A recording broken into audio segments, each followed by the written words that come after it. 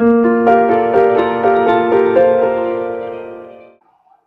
paz do Senhor, meus queridos, amados irmãos, estamos para a primeira vez a lição de juvenis para adolescentes também, aqui no estado de Mato Grosso, nosso sistema virtual, aqui do setor Mapim, Várzea Grande, Mato Grosso. E dessa feita nós estamos aqui para a lição do juvenis, que tanto serve para quanto a lição para os adolescentes também, porque os juvenis são adolescentes, é a faixa etária de idade. E o interessante é que nós temos aqui no setor Mapim o nosso pastor responsável, pastor Ismael Nazário, juntamente com a sua esposa digníssima, irmã Luzia, que tem dado todo o apoio ao sistema virtual para que a palavra de Deus ela possa alcançar não só o estado de Mato Grosso, mas para o Brasil e até aí fora também, dos países exteriores. E nós estamos aqui para começar com muita alegria, com muito dinamismo. Inclusive tem alguns irmãos que também já realizam esse trabalho brilhante. E aí o objetivo é nós somar na obra de Deus. Então, adolescentes, nós temos que aprender junto e divulgando a palavra de Deus assim como ela é no todo. E dessa feita nós temos aí, começamos agora aqui sobre uma lição importantíssima, vou mostrar para vocês aqui que é a lição do juvenis, que também é para os adolescentes. E quando nós olhamos aqui para as lições no decorrer desse trimestre, vou fazer um rápido resumo aqui, citando o nome delas. A número 1, o relativismo moral, que é o assunto que nós vamos tratar aqui nessa manhã. Agora nós vamos comentar a respeito desse assunto importantíssimo, como que o relativismo está na sociedade e como que ele se encontra hoje dentro de uma sociedade evangélica. A lição de número 2, o cuidado com a mídia. A lição de número 3, o crente e os movimentos sociais. A lição de número 4, a legalização das drogas, uma ideia maligna, com certeza. A lição de número 5, aborto, a morte de inocentes. Lição de número 6, eutanásia. Lição de número 7, catástrofes naturais. Lição de número 8, a ameaça do terrorismo. A lição de número 9, utilização de células e troncos. Lição de número 10, doações de órgão. Lição de número 11, a secularização. A lição de número 12, bonzingue. E a lição de número 13, a igreja e o movimento do desengrejado, que é um movimento que está proliferando cada mês e cada ano que se passa em meio à sociedade. É um nome que a IBGE deu sobre os desengrejados, mas na realidade são os desviados, que não querem ter compromisso com a religiosidade, principalmente quando professam o nome de Deus. Mas o tema proposto para nós hoje é o relativismo moral. Ora, como que o adolescente ele se encontra em uma sociedade onde que esse relativismo ele começa a atacar as pessoas de uma forma, o seu interior, a sua moral e a sua ética. Mas vamos ver aqui para o livro de Mateus, que é o texto que áureo aqui, livro de Mateus capítulo 24, verso 35. O céu e a terra passarão, mas as minhas palavras não hão de passar. Ou seja, pode passar o tempo, pode ter mudança na sociedade, pode ter mudança na igreja, não importa em que situação que se encontra, mas uma coisa é certa, a palavra de Deus ela permanece intacta. Por quê? Porque ela é infalível, indelével, inerrante, incomparável, insufismável. A palavra de Deus ela é aquela regra de fé pela qual nós temos que observar e guardar ela em nosso coração. O salmista falou: guardei a tua palavra no meu coração para não pecar contra ti, Senhor.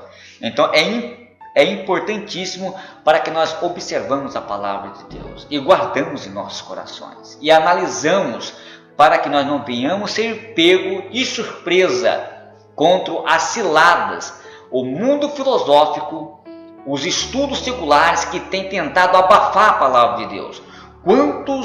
Quantos adolescentes estão sofrendo hoje, até mesmo dentro das salas de aula dos sistemas seculares, Hoje o MEC não retirou ainda, dizendo que o homem veio do macaco, da evolução, da teoria de Charles Darwin.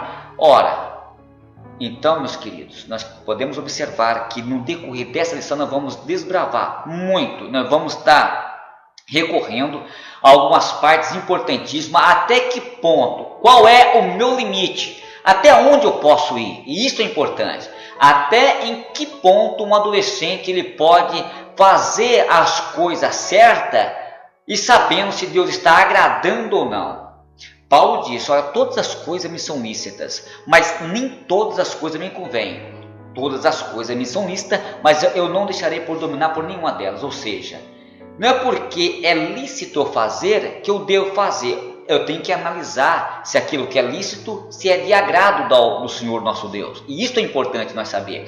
Por quê? Porque o mundo está recheado, abarrotado de tantas informações que passam para nós, para a nossa vida. Principalmente para a vida do adolescente. Hoje o adolescente ele consegue comunicar, ele consegue se desenvolver intelectualmente e até mesmo no relacionamento interpessoal em distância, através do sistema virtual. Então, o que isso tem a ver com relativismo? Será que esse faz parte do relativismo? São alguns assuntos importantes que nós vamos abordar nessa lição aqui. E o que o relativismo tem feito para abafar e desconstruir a palavra de Deus.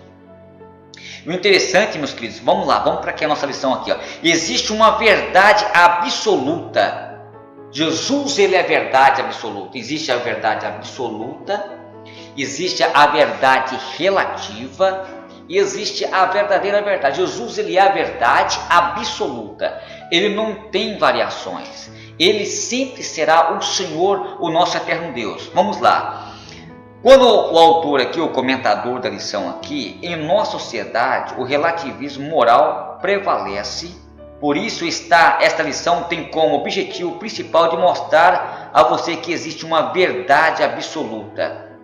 O relativismo está impregnado em todas as camadas da sociedade.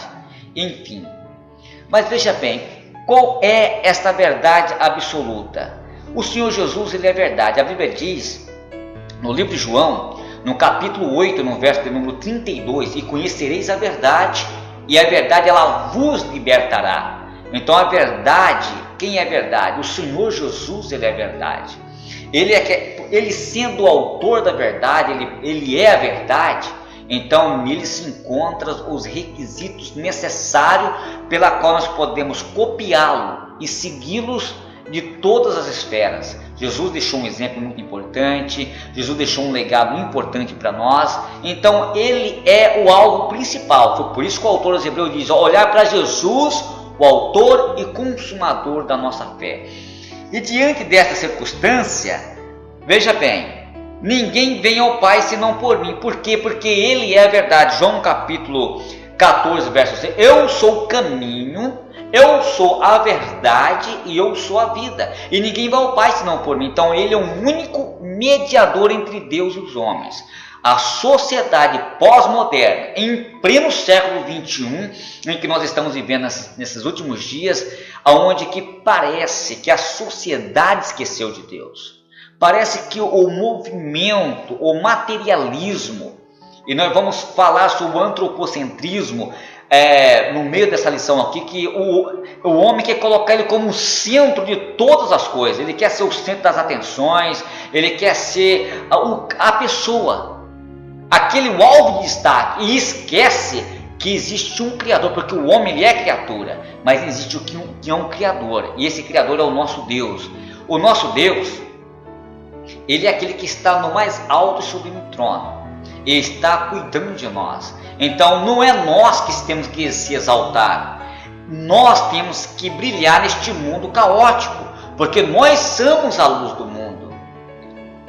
Ora, aonde há treva, se a luz chega, ela tem que brilhar. Aqui está claro, o ambiente aqui está tudo clarinho, porque tem uma luz que está clareando este ambiente. No momento que essa luz apagar, automaticamente vira trevas. Então nós temos que ser luz, nós somos luz do mundo, e isso é importante que nós venhamos propagar e esclarecer que não podemos deixar que às vezes a má índole, os maus pensamentos, as maus filosofias que vêm a tentar desconstruir o que a Bíblia tem deixado para nós, que é a poderosa palavra de Deus.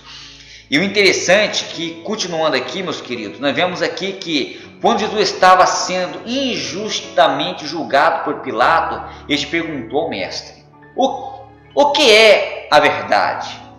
Ele usou essa palavra retórica: o que é verdade?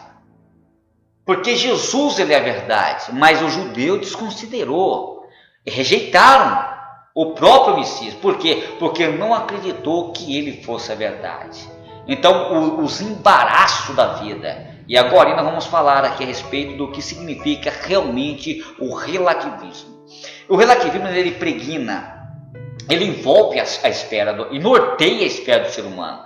Por exemplo, uma coisa interessante, meus queridos, que a sensibilidade, a moral, a ética, enfim, o cidadão, ele está em um campo, em um mundo onde que está rodeado de uma tão grande nuvem de testemunha. Nós somos testemunhas de Cristo em um mundo caótico. Porém, em volta de nós está várias pessoas que são testemunhas, que estão olhando o meu comportamento e o seu comportamento, adolescentes. E isso é importante, que nós sejamos luz.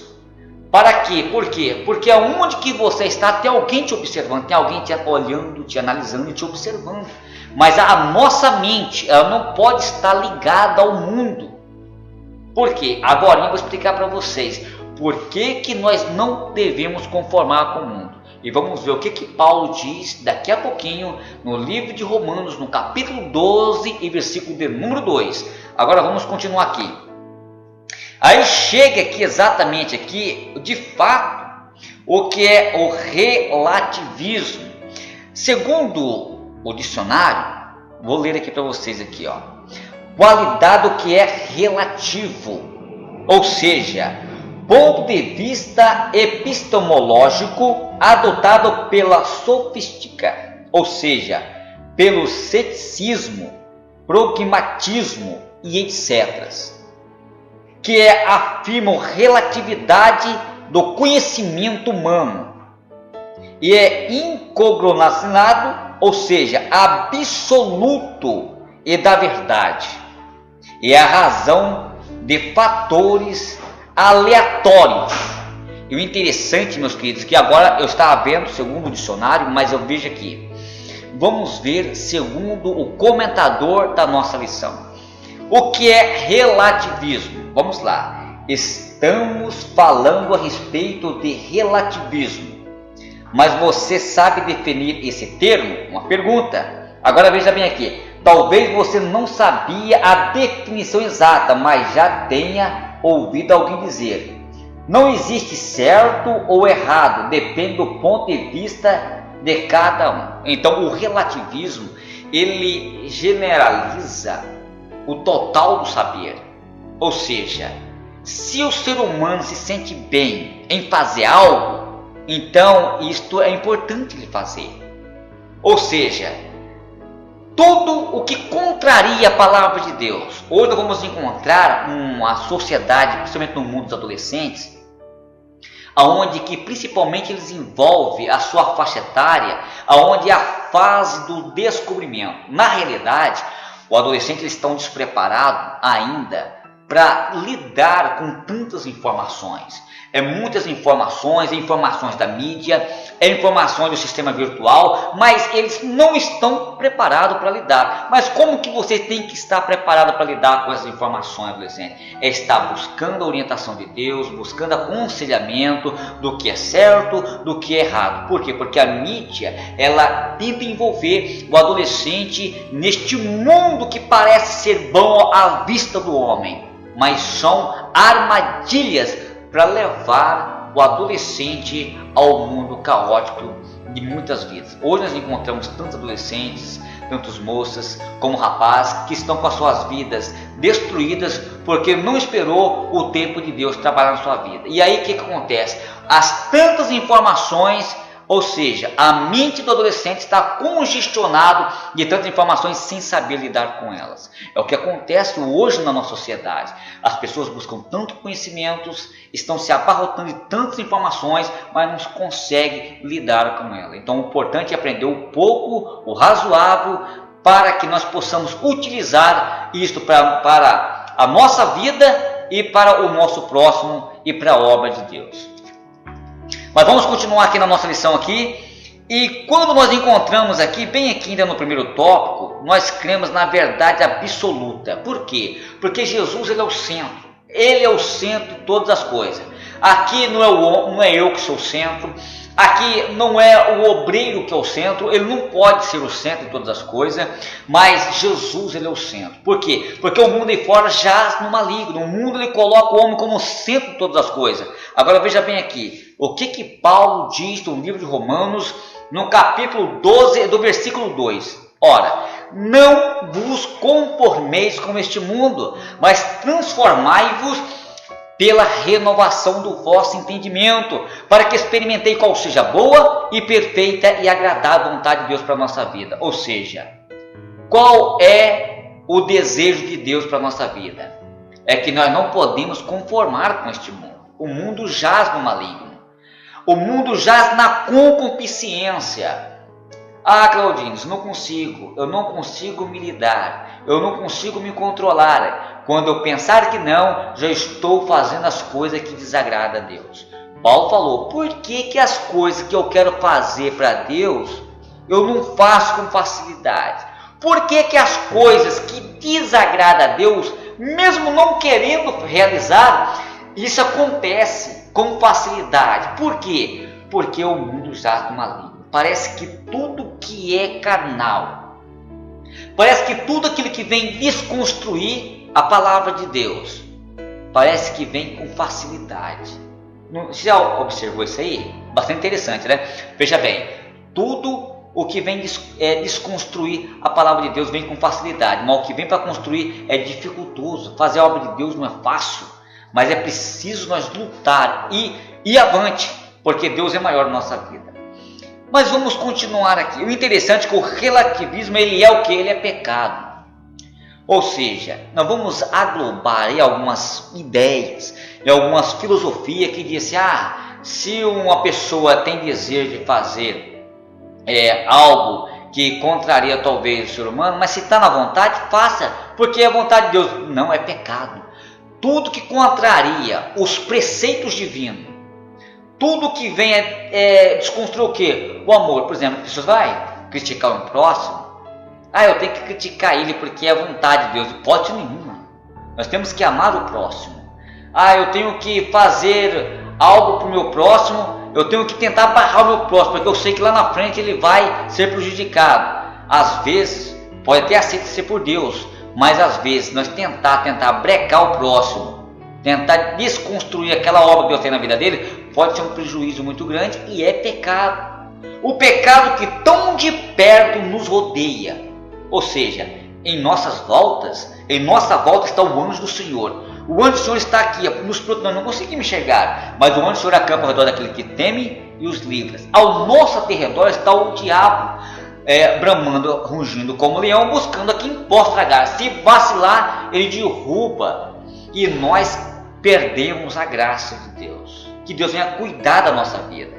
E o interessante é que nós vamos encontrar aqui no texto sagrado algumas pessoas que querem tentar usar a Deus. Por quê? Porque, como diz o antropocentrismo, que quer colocar o homem como centro de todas as coisas, né? Veja bem, principalmente de hinos.